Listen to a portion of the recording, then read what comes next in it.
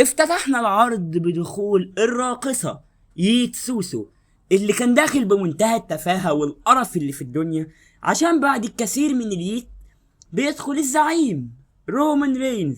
دخل بمنتهى الهيبة والوقار اللي في الدنيا، وبعدها دخل البيج دوج الجديد بروم بريكر، ومعاه الزعيم الجديد وصاحب الشولة فهلة بيج برونسون ريد، ويسلمها لبول هيمن اللي شوف الاقدار بعد ما كان بيستلم الاولى فالا بقى بيستلم الشولة فالا عشان يبدا الماتش على السخن على طول. بروم بريكر وبرونسون ريد ماسكين في رومان رينز وجاي سوسو والماتش كويس وكده، لكن في الاخر رومان وجاي بيطردوهم بره الحلبة عشان العبيط يطلب ان اغنيته تشتغل تاني ونقعد نيت. هو احنا جايين سمر اسلام نيت يا جماعه؟ يعني احنا جايين نعمل ايه؟ احنا جايين نيت في سمر اسلام؟ احنا مش جايين نلعب مصارعه يا عم، ميتين المصارعه، مهم نيت. عشان بعد الهبل ده ما يخلص رومان رينز بيروح يمسك في بروم بريكر، والرقاصه مسكت في برونسون ريد عشان والفرقتين تحت العبيط بينط على رومان رينز. اقسم بالله انا فصلت من الضحك اللي التلاته واقفين لكن جاي اوسو قرر انا هنط على رومان رينز، عشان بعد ما العبيط نط على رومان رينز وساب الاتنين التانيين، رومان رينز بعدها بينط على برونسون ريد وبروم بريكر في لقطه حلوه قوي. لكن رومان رينز كان هيتصاب على فكره في اللقطه دي، وركز فيها. رومان رينز لولا استقبال برونسون ريد ليه كان هيتصاب، كان اصابه قويه، عشان ريد يردها له وينط عليه هو وسوسو، عشان بعدها تحصل اللقطه المنتظره، سبير من رومان رينز على بروم بريكر يكسر بيها الباريكيد. عشان نوصل للنهايه بروم بريكر بيحاول يعمل سبير لسوسو عشان على طريقه احمد السقا رومان رينز بيشد سي سوسو ولو ده يثبت لك اني بحبك، علشان جاي سوسو يسبب بروم بريكر وتنتهي المباراة على كده بفوز جاي سوسو ورومان رينز. وبعدها جاي سوسو بيبوس راس رومان رينز في يعني حاجة، يعني تلميحات لنتفليكس بدأت على فكرة وحاجات كده مش حلوة اصلا، وهنجيلها في الميني ايفنت في تلميحة وحشة اصلا. يا عشان يخلص ماتش نتيجته تقرف، الماتش اداؤه كويس على فكرة، النتيجة بنت كلب زبالة، نتيجة تقرف اصلا. الحسنة الوحيدة من الماتش ده ان بروم بريكر ما تثبتش، بس وبس كده. ده اخر الكلام عن الماتش دوت، وده بيودينا على اللي بعده عشان زهقت من ام سوسو الله يخرب بيت. عشان بعدها نروح للقاء المظالم سامي زين وكاريون كروس، وبعد دخولهم للحلبة الماتش بيبدأ بسيطرة من سامي زين على كاريون كروس، لكن بعدها كروس بيمسك زين وبيسيطر عليه وبيمسح بكرامة اللي خلفوه الارض، عشان بعدها سامي بيرجع السيطرة وسكارلت بترجع للحديدة وبتقول له يلا يا سامي اضربه يا سامي وبين اللي جواك، عشان سامي يرفض عشان اخلاقه متسمحلوش انه يضرب حد بحديدة. ازاي يضرب حد بحديدة؟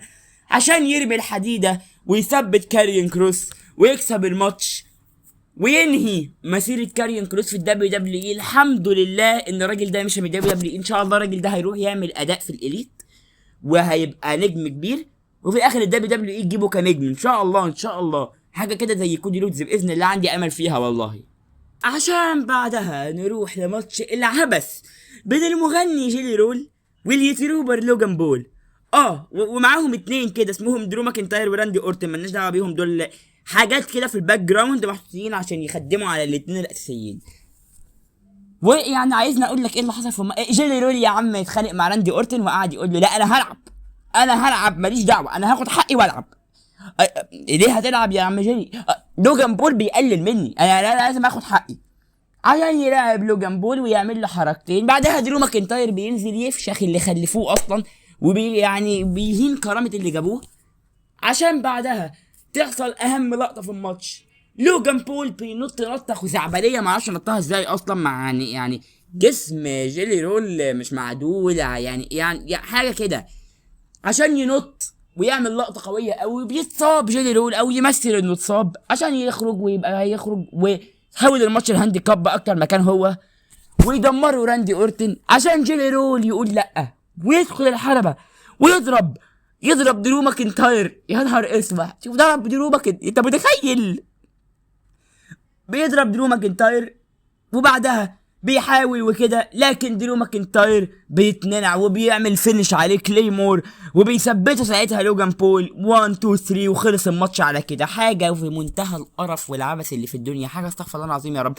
اقسم بالله ابليس ما يحبش يتفرج على القرف ده. عشان بعدها نوصل للمين ايفنت اللي عليه كل الامال اللي ينقذ الليله دي. الافضل في العالم سي ام بانك ضد الافضل في جيله جونسر. الماتش بدأ وكان متكافئ في البداية لمدة 20 دقيقة كده، عشان بعدها جونسر بيسيطر على الماتش وعلى بانك وبيهين بانك للأسف، وبالتشوبس اداه كمية تشوبس بنت حرام. جونسر افترى على بانك جامد عشان يكمل في سيطرته كمان بعدها ويطلع على ترابيزة المعلقين، لكن بانك بيفوق وبيزحلقوا من عليها عشان جونسر وشه يتغرق بالكاتشب. بعدها بانك بيستغل وضع جونسر وبيعمل 3 جي تي اس ويفوز وبيبقى بطل العالم لأول مرة من 2009.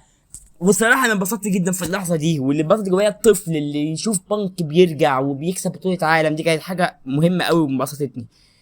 عشان وفي عز احتفال بانك بتدق موسيقى الفريكن سيس رولينز اللي بيدخل على عكازات وبيهدد بصرف الشنطة، لكن بعدها بيمشي وكلنا بنقول خلاص تقريبا هو بيهدد وعادي، ولكن بيقف فجأة وفي لحظة سينمائية بيرمي العكازات وياخد الشنطة من بول هيمن ويطلع يضرب بيها بانك ويطلب ان يعمل كاش ان الشنطة دلوقتي ويثبت سي ام بانك ويبقى بطل عالم جديد، عشان ينتهي عرض سمر سلام الليلة الأولى على المشهد ده.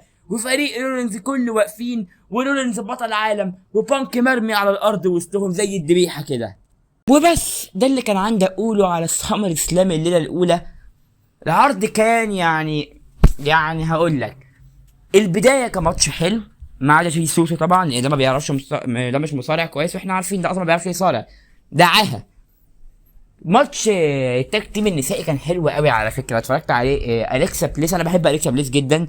شارلوت فلير ادائها كويس مع اني ما بحبهاش، وروكسان بيريز طبعا ادائها كويس، وراكيل رودريجيز تمام. فادائهم حق الله كان ماتش حلو يعني عجبني. عندك كان في سامي زين وكاريان كروس قرف وما عجبنيش خالص الماتش. عندك كان طبعا المين ايفنت روعه بعوده سيس وكل حاجه. الماتش كان روعه وعوده سيس روعه. ستوري تيلينج بانك في النزال يا جماعه فشيخ. بانك هو كويس جدا في الموضوع ده. وبس ده كان سمر سلام الليله الاولى، وانا حماسي صراحه اصلا من قبل حتى الليله الاولى هو الليله الثانيه اكتر. يعني انا متحمس لسينا وكودي، طبعا متحمس للتي ال سي بتاع الفرق يا جدعان. يا خبر ابيض ده بالنسبه لي ده ماتش هيبقى روعه. متحمس بطريقه بنت كلب لجيكوب فاتو ضد سوليس كوا في القفص. واو انا متحمس اشوف المون سولت من فاتو من فوق القفص، ان شاء الله هشوفها باذن الله. وعلى فكره يعني متحمس كمان للتريبل ثريت بين نايومي وريا ريبلي واسمها ايه وايو. حاسه هيبقى حلو. بس كده ده اللي كان عندي على سمر سلام الليله دي. يعني الليله كانت اقيمها بكام؟ اقيمها تاخد مني 6 من 10 مثلا او 7 من 10 عشان سيس رولينز. بس كده ده كان نهايه الكلام. سلام.